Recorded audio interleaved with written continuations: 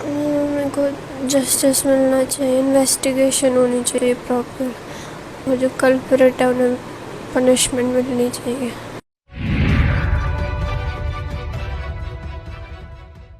नमस्कार, इन खबर में आपका स्वागत है। Big boss fame TikTok star BJP नेत्री सोनाली फोगाट के हत्या मामले में अभी तक 4 गिरफ्तारियां हुई है। पीए सुधीर सांगवान, उसका जो दोस्त है सुखविंदर सिंह, वो क्लब का पर्सनल और एक ड्रग पैडलर। लेकिन अभी गुत्थी उलझी हुई है। खबरें आ रही हैं कि पैसे के लेन देन और प्रॉपर्टी को लेकर के ये हत्या की गई है, लेकिन परत दर परत कहानी अभी साफ होनी बाकी है। एक बात जरूर साफ हो रही है कि ग्लैमर, पॉलिटिक्स और ड्रग्स के कॉकटेल ने ली सोनाली फोगाट की जान। जो बेटी है यशोधरा, उसके कुछ बाइट्स देखने को मिल रहे हैं। एक तो माँ की मौत के बाद का है, जब उसने कंधा दिया है और उसके बाद बात की है कि कल्प्रिट्स को सजा मिलनी चाहिए। सुन लीजिए जरा। मेरे को जस्टिस मिलना चाहिए, इन्वेस्टिगेशन होनी चाहिए प्रॉपर। वो जो कल्प्रिट है उन्हें पनिशमेंट मिलनी चाहिए।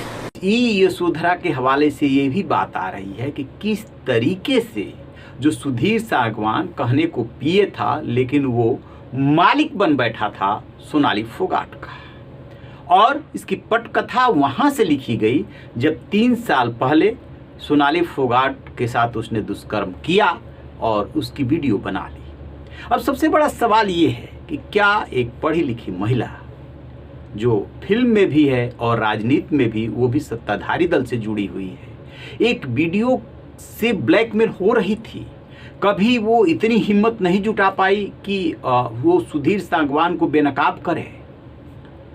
और परिजन जो कह रहे हैं, रिंकू ढाका जो भाई है और जो भाभी है, वो जो बातें बता रहे हैं, उसके मुताबिक उन्हें शुरू से ही इस बात का शक था। और 22 अगस्त को जब वो होटल पहुंची थी, तब भी माँ को और अपने बहनोई को फ़ोन करके जो उसने बताया था, उसके मुताबिक वो सुधीर सांगवान से बहुत ज़्यादा नाराज़ थी कि ये लोग बदमाशी कर रहे हैं और इनके साथ उसके साथ कुछ भी कर सकते हैं।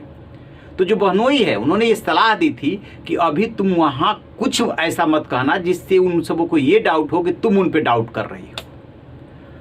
तो अब सबसे पहले जान लेते हैं कहाँ तक ये स्टोरी पहुँची है। 3 साल पहले दुष्कर्म होता है, ऐसा परिजनों का कहना है। इसके बाद वीडियो बनती है, वीडियो के आधार पे वो ब्लैकमेल शुरू करता है और उसके बाद वो प्रॉपर्टी, पैसा, उसका ATM कार्ड, क्रेडिट कार्ड सब इस्तेमाल करने लगता है। एक तरह से वो सोनाली फोगाट का मालिक बन जाता है। जैसा वो कहता है, कठपुतली बना लेता है। जैसा वो कहता है वैसे ही सोनाली फोगाट कर रही होती है। गोवा बहाने से ले जाया जाता है। कोई फिल्म की शूटिंग नहीं थी, कोई वहाँ पे पार्टी नहीं मिलने के लिए आ रही थी। तो फिर क्या यहीं से साजिश रच ली गई थी? वहाँ होटल में जाना, होटल के बाद करली क्लब में जाना, वहाँ पे केक कटना, फिर 2 महिलाओं का होना और वहाँ जबरन जो है ड्रिंक में वो नशीला पदार्थ मिलाना, उसका भी वीडियो है। और फिर वहीं पे जब हालत ख़राब हो जाती है तो जो वॉशरूम है वहाँ पे 2 घंटे तक रखना और फिर होटल आना, बजाय आप अस्पताल जाने के होटल आना और होटल से फिर अस्पताल जाना और मौत हो जाना। ये कहानी बहुत कुछ बयां कर रही है। 4 की गिरफ्तारी हो गई है, दोनों टैक्सी वालों से, यानी कि जो क्लब से होटल ले आया था, जो होटल से अस्पताल ले गया था, उनसे भी पूछताछ हो रही है। पता चल गया सब कुछ। तो एक बात तो एकदम क्लियर है कि हत्या की साजिश यहीं से रच ली गई थी, क्योंकि झूठ पर झूठ, झूठ पर झूठ। जब सुधीर सांगवान ने सोनाली फोगाट के परिजनों को फ़ोन किया था, तब यही कहा था कि फिल्म की शूटिंग चल रही है। वहाँ पे हार्ट अटैक से मौत हो गई, क्योंकि फिल्म की कोई शूटिंग थी ही नहीं। उनके परिजन बता रहे हैं कि जब वो गोवा पहुँचे हैं, सुधीर सांगवान को फ़ोन किया है तो कह रहे हैं कि आप लोग हॉस्पिटल पहुँचे, ज़रूरत होगी तो मैं भी आ जाऊँगा।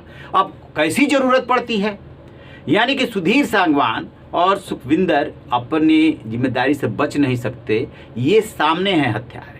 क्या इनके पीछे कोई और भी है? क्या प्रॉपर्टी और पैसा वजह है या कुछ और भी वजह है? क्योंकि एक बात तो तय मानिए, सोनाली फोगाट के प्रॉपर्टी और पैसे पे सुधीर सांगवान कब्जा कर चुका था। सुधीर सांगवान के यदि घर वालों से बात करेंगे तो पता चला कि 1.5 साल से घर वालों से कोई मतलब नहीं रह गया था। तो फिर क्या कर रहा था सुधीर सागवान? और वहाँ गोवा जाने से पहले यहाँ गुरुग्राम के फ्लैट पे आना, गाड़ी को खड़ी करना, वहाँ पे सोनाली फोगाट को पत्नी बताना और फिर फ्लाइट पकड़ना, ये सब कुछ वही बता रहा है कि फिक्स कर दिया गया था, साजिश रच डाली गई थी कि अब इनको ख़त्म कर डालना है, पैसा प्रॉपर्टी जो कुछ भी हाथ लगा उससे ले लेना है। अभी तक की कहानी के मुताबिक अभी इसमें ट्विस्ट आएगा। कैसे ट्विस्ट आएगा? क्योंकि ये तो सतही तौर पे बताई जा रही है। क्या इसके पीछे कोई और भी है क्या? ये अभी बात आनी बाकी है, क्योंकि उनका पॉलिटिकल करियर भी था। तो क्या उस पॉलिटिकल करियर को कोई तबाह करना चाह रहा था? क्या सुधीर सागवान ही मास्टरमाइंड है या इसके पीछे कोई और है? अभी बहुत सारे राज खुलने बाकी है और इस पे हमारी नजर रहेगी। जैसे ही कोई अपडेट मिलेगा आपसे साझा करेंगे। रहिए ना बेखबर, देखते रहिए इन खबर। Thank you.